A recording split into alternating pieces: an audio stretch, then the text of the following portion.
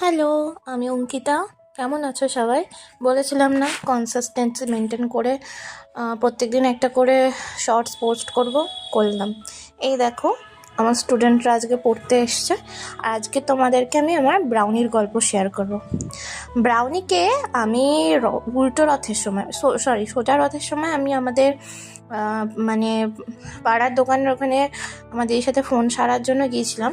তো সেখানে আমি ওকে প্রথমবার, মানে ওকে দেখি না, ওর মতোই একটা খরগোশকে আমি প্রথমবার দেখি। সেটা ছিল ব্ল্যাক অ্যান্ড হোয়াইটের মধ্যে।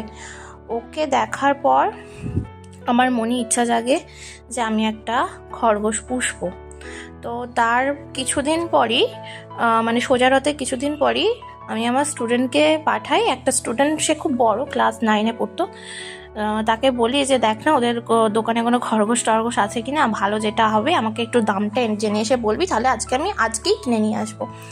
আমার বাবা মায়ের প্রচণ্ড অনিচ্ছা থাকা সত্ত্বেও তখন দোকানদার আমাকে ভিডিও কলে খরগোশগুলো দেখায়। আর আমার একে ভীষণ পছন্দ হয়, ভীষণ কিউট লাগে।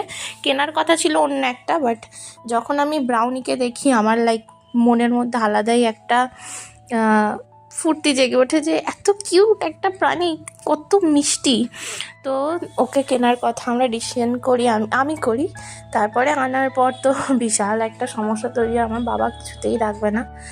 তারপরে আস্তে আস্তে দেখলাম আমার থেকে বেশি আমার বাবা মায়েরও প্রিয় হয়ে গেছে।